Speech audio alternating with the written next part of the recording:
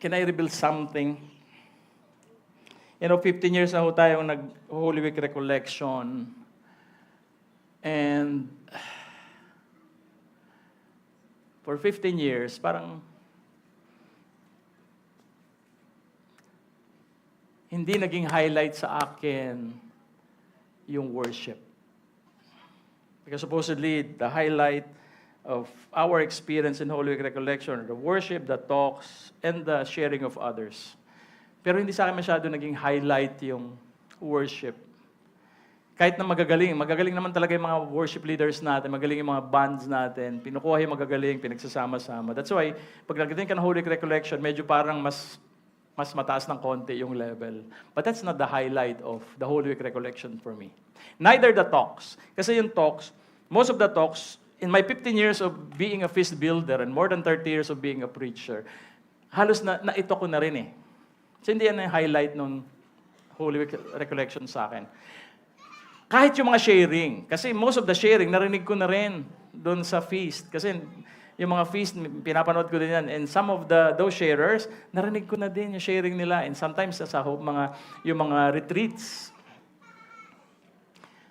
But the highlight of this 3-day event is after the Holy Week recollection. The post-Holy Week recollection. Nung makita ko tong post na to nung isa nating servant, si Isaac Cancio de Guzman. Pinost niya yung tatay niya. Sabi niya, Papa may be limited in strength, but His presence is a profound blessing. This feast, Alabang District Holy Week recollection, He reminds us of the promise that we are never alone. His grace continues to lead us even in silence. Though His role has changed, we know Papa's presence will still bless us during this Holy Week recollection. From leading the service to becoming the message is the living reminder of our team, never alone. A testament that God, like Papa, remains steadily by our side. Now, sige. Kasi kilala yung mga pumalakpak, kilala nila si Chris de Guzman. Na para dun sa mga hindi ko kilala si Chris, yung tatay na tinutukoy ni IC. Si Chris de Guzman ho ay one of our pillar leaders in Feast Bellevue. Isa ho yan sa mga leaders ng buong Feast dito sa South.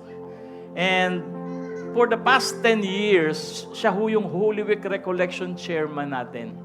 At anong ginagawa ng Holy Week Recollection Chairman? Siya ho yung nagpapatakbo ng buong Holy Week Recollection. Yung pag may kailangan, siya yung tatakbuhan ng mga tao, no? Isang ministry. O pag may problema dun sa isang ministry, siya yung tatakbuhan. Brother Chris, anong gagawin natin? Ito yung problema. Siya yung gagawa ng solusyon. Siya yung head ng buong Holy Week Recollection. At kami, kahit builder kami, kung ano yung sabihin niya, sumusunod kami. Kasi siya yung chairman. And as a chairman, ang role niya, every Friday, the Holy Week or the Good Friday, is to carry a cross for the veneration of the cross. Dala-dala niya yung crucifix. Makikita niya sa picture. Dala-dala niya yan. At umiikot siya sa buong event hall. At habang yung mga tao, we venerate the cross. Yan si Chris de Guzman. Kaya lang something happened in May of 2021. He started carrying a different cross.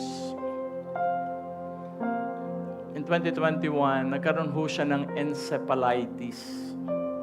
Nagkaroon siya ng brain inflammation na ang naging cause or naging effects, ang laki ng nakalimutan niyang memories in the past. Big chunk memories, nakalimutan niya.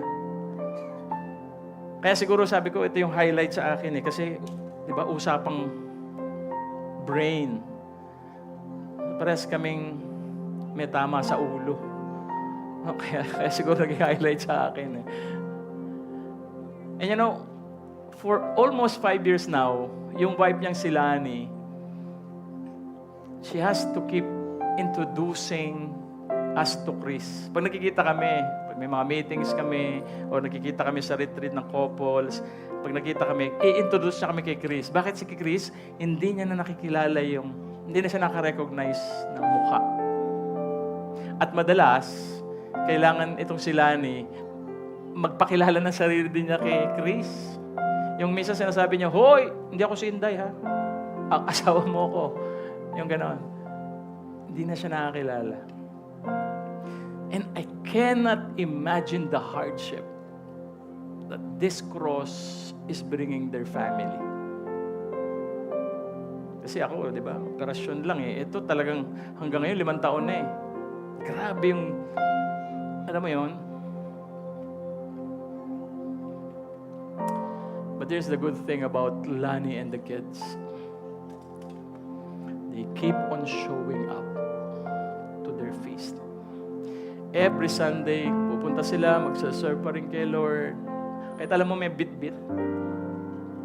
Every Holy Week recollection, year in and year out, nandun pa rin sila serving, encouraging people about the goodness of God. Kahit na they are in the midst of something they do not understand. Kaya nung nakita ko to, sabi ko, grabe encouragement sa akin. Kaya naging highlight siya ng Holy Week recollection. Kasi parang sinasabi nila, ni Lani at ng mga anak niya, I don't just worship God in my blessing. I worship Him even in my breaking.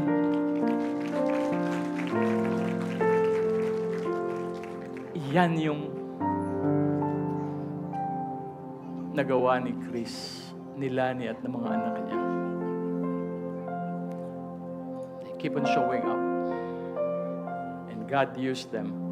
Kahit hindi pa nasasagot yung panalangin nila, kahit hindi pa nasasagot yung dahilan. But they keep on showing up. Friends, sana ang panalangin ko is that like them, we can worship God not only in the times of blessings, but also in the times of breaking. Because I believe na kahit hindi pa sinasagot ng Diyos yung panalangin mo, God can still use you because you showed